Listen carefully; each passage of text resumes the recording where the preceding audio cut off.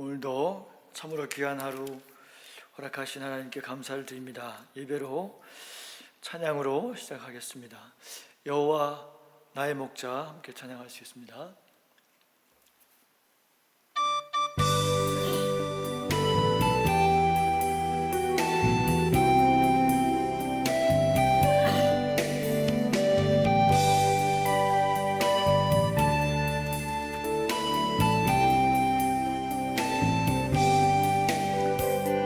여호와 나의 목자 내게 부족 없네. 푸르른 조장 위에 나의 몸 누이시네. 선한 목자 오 나의 목자여, 생수가 넘치는 곳 날 인도하시네. 내 영혼 소생하며 자기 일을 위해 의의 길 인도하니 골짜기 두려움 없네.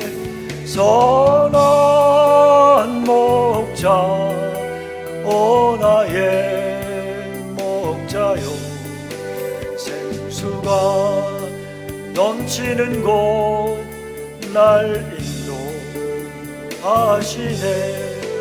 주님의 지팡이가 안위하네. 나를 주께서 원수 앞에 상으로 베푸시네. 선한 목자 오 나의 목자여, 생수가 넘치는 곳 날 인도하시네. 기름을 머리 위에 바르시는 주님, 평생의 선하심과 인자함 따르리니. 선한 목자 오 나의 목자여, 생수가 넘치는 곳 날 인도하시네.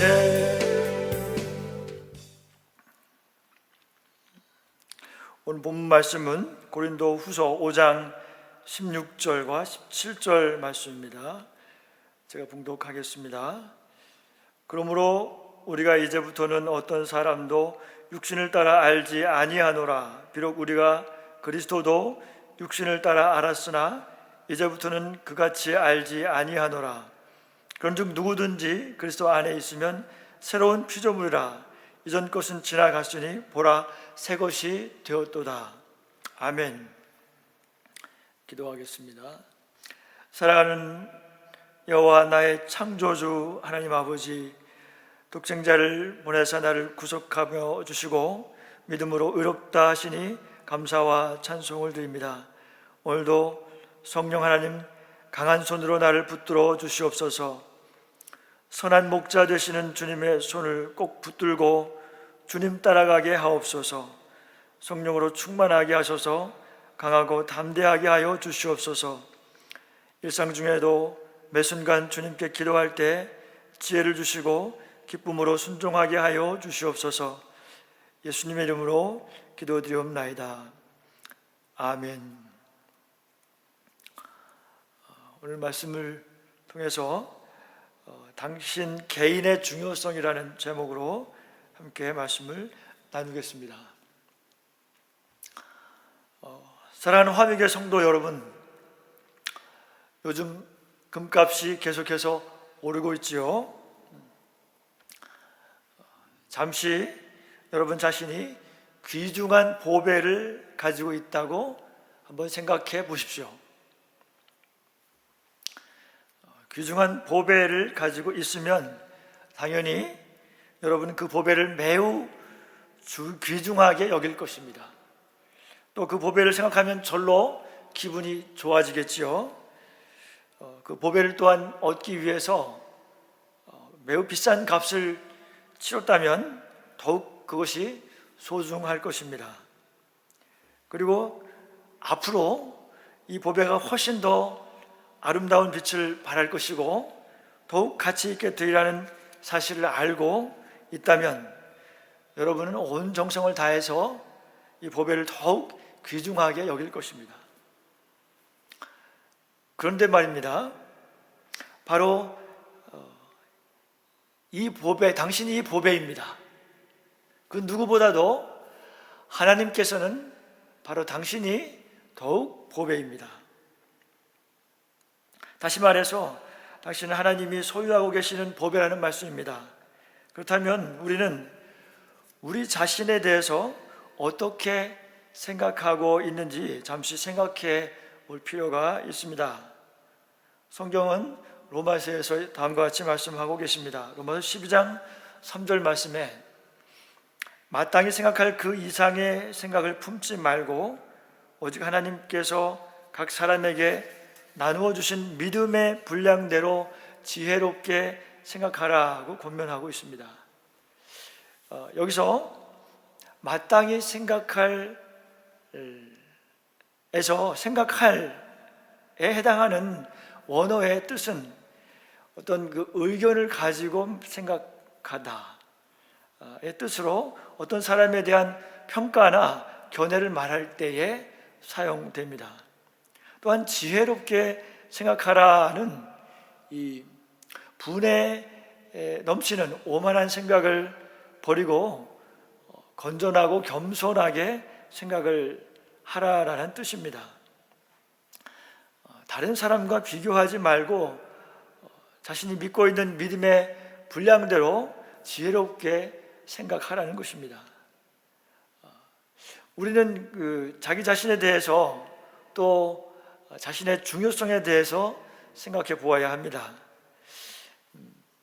여러분의 자신감은 어떻습니까? 어떤 때 하나님보다 높아지나요? 또는 모든 사람보다 더 낮아지십니까? 잠언 14장 말씀에 보면 이렇게 말씀합니다. 잠언 14장 13절 웃을 때에도 마음에 슬픔이 있고 즐거움의 끝에도 근심이 있느니라. 인생은 가슴속에 눈물을 감추려고 억지로 웃음을 웃기도 하지요.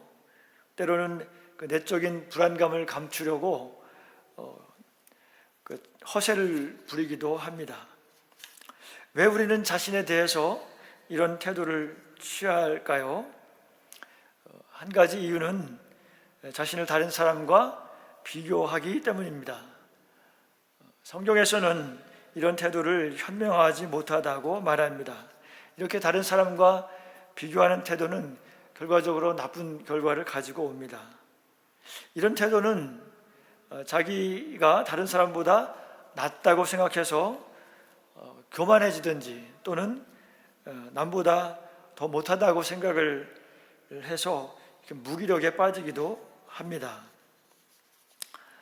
인간적인 관점에서만 우리가 본다면 우리가 비교하는 태도는 우리가 하나님의 관점이 아닌 단지 인간적인 관점에서만 자신과 타인을 바라보고 있기 때문입니다.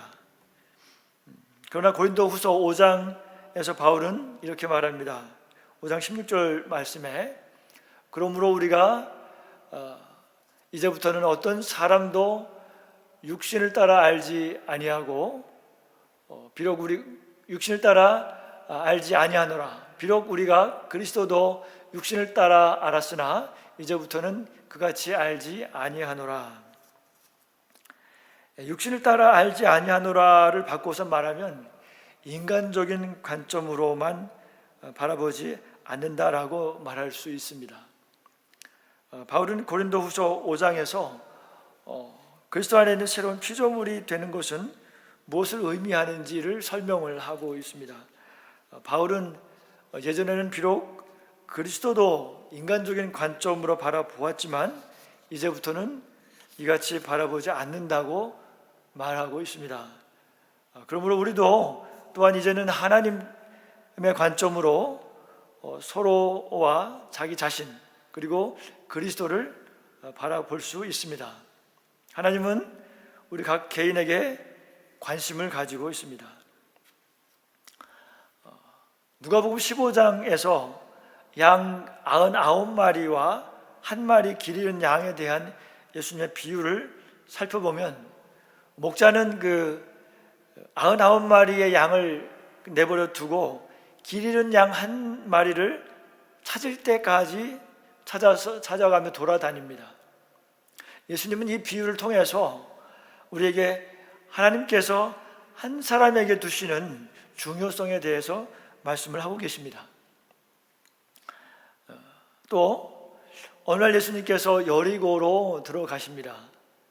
예수님을 보려고 나온 사람들로 거리는 매우 북적거립니다. 그중에 키가 작은 삭개오는 예수님을 보려고 나무 위로 올라갔습니다.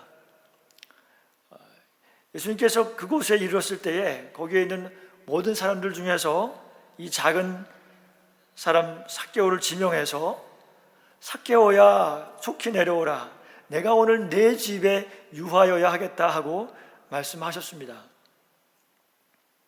또 마리아에 대해서 보면 그 베다니에 사는 마리아와 마르다의 오빠인 그 나사로가 죽었을 때였습니다. 예수님께서 베다니로 가셨는데 마르다는 그 예수님이 오신다는 이야기를 듣고 먼저 마중을 나가서 예수님을 맞았습니다. 마르다는 예수님을 만나서 이야기를 한 뒤에 동생 마리아에게 가서 선생님이 너를 부르신다라고 하였습니다. 그래서 주님의 부르심은 이렇게 우리에게도 이렇게 마찬가지입니다. 주님께서 오셔서 바로 당신을 부르고 계시는 것입니다. 이것은 누군가가 당신을 향해서 손짓으로 불러서 그것을 쳐다봤는데 사실은 알고 보니까 내가 아니고 다른 사람을 불렀다는 것을 발견하는 그런 것이 아닙니다.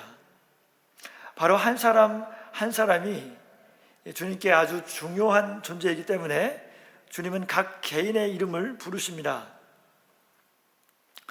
그러면 당신이 하나님께 중요한 존재가 되는 이유는 무엇입니까? 세 가지로 설명할 수가 있습니다. 첫 번째로는 당신의 신분 때문입니다.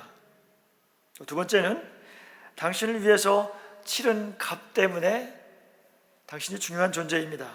또 세 번째는 점차 되어질 당신의 모습 때문입니다.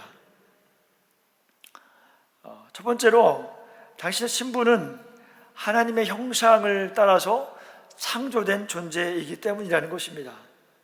창세기 1장 26절 27절 말씀입니다. 하나님이 가라사대 우리의 형상을 따라 우리의 모양대로 우리가 사람을 만들고 하나님이 자기의 형상 곧 하나님의 형상대로 사람을 창조하시되 남자와 여자로 창조하시고. 사람들은 종종 나는 누구인가 하고 묻습니다. 이것에 대한 대답은 누군가와의 관계를 언급하지 않고서 대답하기가 참 곤란합니다. 따라서 결론적으로 이 대답은 나는 하나님과의 관계를 맺고 있는 존재라고 대답할 수가 있는 것입니다. 당신은 누구입니까? 당신은 하나님의 형상대로 창조된 존재입니다.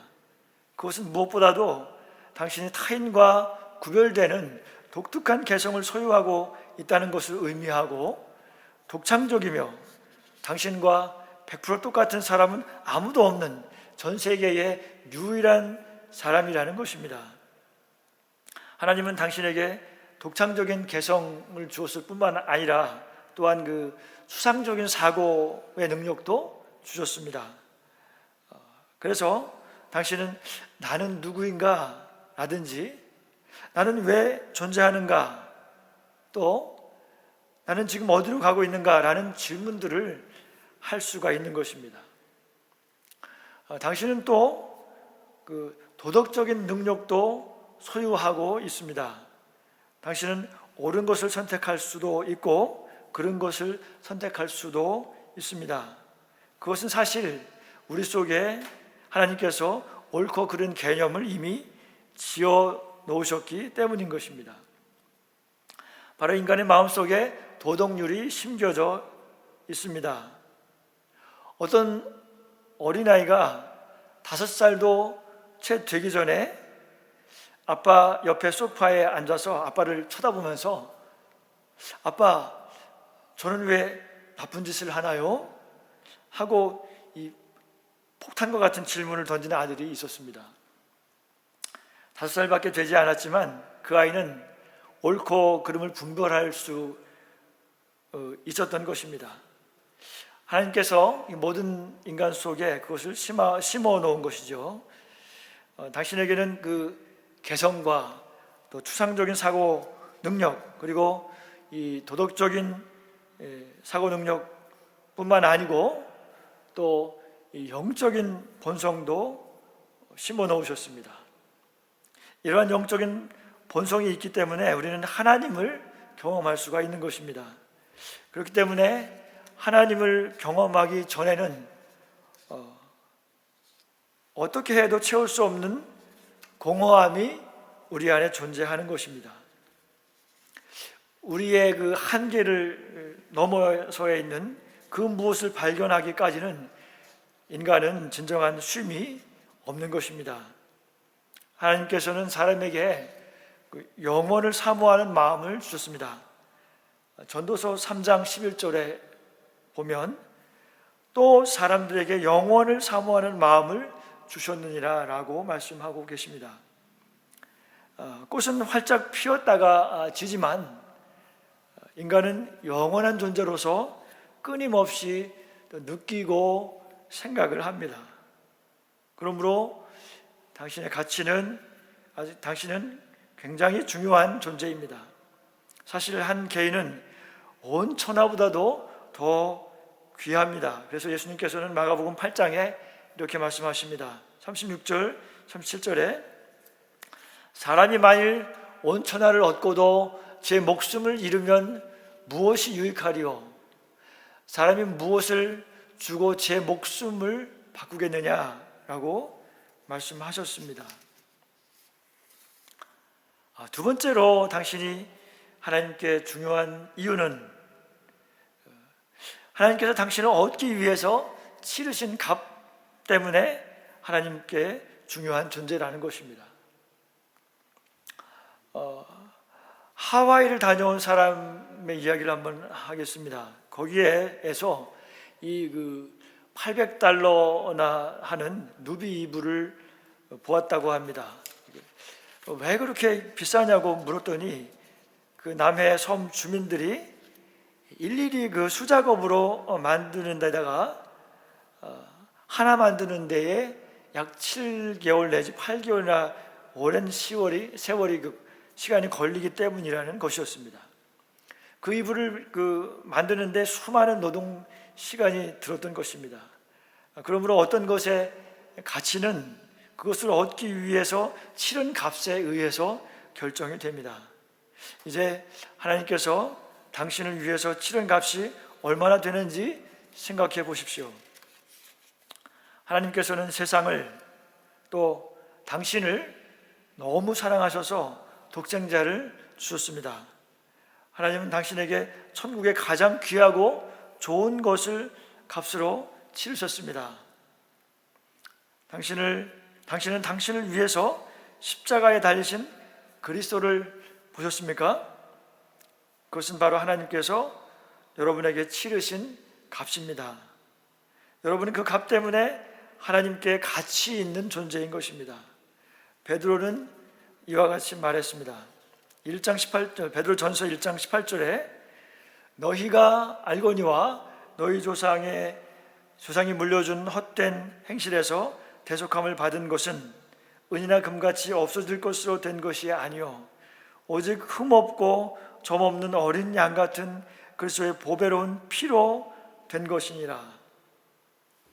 무슨 일이 있어도 자신이나 다른 사람을 무가치하다고 말하면 안 되는 것입니다. 무시하셔도 안 됩니다. 그것은 인간적인 관점으로만 그 사람을 바라보고 있는 것입니다. 혹 게으른 사람일 수도 있고 미련하고 둔한 사람일 수도 있고 또 나를 성나게 하는 사람일 수도 있을 것입니다. 때로는 나를 쌀쌀맞게 대하는 사람일 수도 있습니다. 그렇다고 해서 자신이나 다른 사람이 무가치한 것은 아닙니다. 그는 하나님의 형상으로 창조되었으며 또한 하나님께서 그리스도의 보혈로 사신받은 사람인 것입니다. 쉬운 말로 당신은 얼마짜리입니까? 바로 예수님짜리인 것입니다. 다른 사람도 바로 예수님짜리라는 것입니다. 셋째로 당신은 또한 성령의 변화시키는 능력 아래서 장차 무엇인가 될 수 있는 가능성을 지니고 있기 때문에 하나님께 중요한 존재인 것입니다. 요한복음 1장 42절 말씀에는 데리고 예수께로 오니 예수께서 보시고 이르시되 내가 요한의 아들 시몬이니 장차 게바라 하리라 하시니라. 게바는 번역하면 베드로라. 예수님께서는 시몬을 보시고 내가 지금은 시몬이지만 장래에는 게바가 될 것이다 라고 말씀하셨습니다. 예수님께서는 시몬 안에서 장차 성령의 능력으로 변화될 수 있는 시몬의 게바의 모습을 보았던 것입니다. 내가 지금은 작은 돌이지만 장차 앞으로 큰 견고한 반석이 될 것이다 라고 말씀하신 것입니다. 내가 지금은 겁쟁이지만 장차 용기 있는 자가 될 것이라고 말씀하십니다. 또 내가 지금은 신뢰할 수 없고 마음이 흔들리는 사람이지만 장차 앞으로 견고해지고 흔들리지 않는 사람이 될 것이라고 말씀하고 계시는 것입니다. 우리는 베드로가 비겁하게 주님을 3번이나 부인했지만 나중에 예루살렘에서 유대 지도자들 앞에서 담대하게 그리스도를 전할 때에 그때 가서야 예수님께서 말씀하신 바가 무엇인지 알게 되었습니다. 여러분이 지금은 마음에 나를 대적하는 적대하는 사람을 용납하지 못하고 있더라도 장차 용서하는 마음으로 가득 차게 해주실 것입니다. 여러분은 지금은 순결하지 못한 생각으로 혹시 가득 차 있다 하더라도 장차 여러분의 생각은 성령으로 말미암아 순결하게 될 수 있는 것입니다. 여러분은 지금 두려움이 많을지라도 장차 평안으로 충만해지게 될 수 있는 것입니다. 당신은 자신의 형상을 따라 창조하신 성부 하나님께, 그리고 구속으로 인하여서 성자 하나님께, 또 성화로 인하여서 성령 하나님께 대단히 중요한 존재입니다. 그렇다면 이렇게 하나님께 중요한 존재로서 우리에게 원하시는 일이 무엇일까요? 로마서 12장 1절 말씀에 보면 그러므로 형제들아 내가 하나님의 모든 자비하심으로 너희를 권하노니 너희 몸을 하나님이 기뻐하시는 거룩한 산 제사로 드리라. 이는 너희의 드릴 영적 예배니라. 이 말씀에서 하나님의 모든 자비하심으로 너희를 권하노니 라는 말씀 안에서 하나님의 관점으로 말씀하고 계시는 것입니다. 다시 말해서 하나님께서 당신을 창조하셨기 때문에, 그리고 하나님께서 당신을 위해서 그의 아들을 핏값으로 치르셨기 때문에, 또한 하나님의 성령이 당신을 능력으로 변화시킬 수 있기 때문에 그러므로 권하고 있다는 것입니다. 그래서 당신 자신을 하나님께 드리라고 권면하고 있는 것입니다. 하나님께서는 우리가 겸손히 자신을 굴복시키기를 원하십니다. 우리가 예수님을 믿는 것은 신랑 되시는 예수 그리스도와 결혼하는 것과 같습니다. 결혼식에서 결혼 서약을 하죠. 그때에 서로 서약을 교환하기도 합니다. 그때 신부가 신랑에게 이렇게 말합니다. 나는 당신에게 내 요리 솜씨를 드립니다 라고 말한다거나, 또는 신랑이 신부에게 나는 당신에게 내 은행 통장을 드리겠습니다 라고 말하지 않습니다. 신랑과 신부는 나는 당신에게 내 자신을 드립니다 라고 서약하는 것입니다. 그것이 바로 로마서 12장 1절의 의미입니다. 너희 몸을 하나님이 기뻐하시는 거룩한 산제사로 드리라. 이것은 곧 저는 당신에게 제 자신을 드립니다 라고 하나님께 말씀드리는 것입니다. 이제 말씀을 정리합니다. 우리는 자기 자신과 다른 사람을 볼 때에 사람의 관점으로만 보아서는 안 됩니다. 우리는 자신과 다른 사람을 볼 때에 하나님의 관점으로 보아야 합니다. 다시 한번 말씀을 드리면 당신이 하나님께 중요한 세 가지 이유를 말하고 있습니다. 첫 번째는 당신의 신분입니다. 그것은 성부 하나님께서 자기의 형상대로 당신을 창조하셨다는 것입니다. 두 번째는 당신의 가치입니다. 하나님의 아들 예수 그리스도께서 당신을 구속하시기 위해서 자신의 생명을 주셨다는 것입니다. 또 당신의 가능성 때문에 중요합니다. 그것은 성령 하나님께서 변화시키시는 능력으로 당신을 앞으로 경건한 사람으로 만들 수 있기 때문에 하나님께는 당신이 중요한 존재인 것입니다. 하나님의 사랑하심을 입은 화묘교회 성도 여러분, 여러분은 누구십니까? 여러분은 하나님께 세 가지 이유로 매우 중요한 사람인 것입니다. 저와 화묘교회 모든 성도님들이 자신과 다른 사람들을 사람의 관점이 아닌 하나님의 관점으로 바라보시기를 바랍니다. 그리고 우리 각 사람이 하나님의 크신 사랑 안에서 성령의 변화시키는 능력으로 경건한 성품의 사람으로 변화해 가기를 힘쓰고 또 기쁨으로 순종하는 각 개인이 되시기를 예수님의 이름으로 축복합니다. 주기도문 하심으로 예배를 마치겠습니다. 하늘에 계신 우리 아버지여, 이름이 거룩히 여김을 받으시오며 나라가 임하옵시며 뜻이 하늘에서 이루어진 것 같이 땅에서도 이루어지이다. 오늘날 우리에게 일용할 양식을 주옵시고 우리가 우리에게 죄 지은 자를 사하여 준 것 같이 우리의 죄를 사하여 주옵시고 우리를 시험에 들지 말게 하옵시며 다만 악에서 구하시옵소서. 대개 나라와 권세와 영광이 아버지께 영원히 있사옵나이다. 아멘.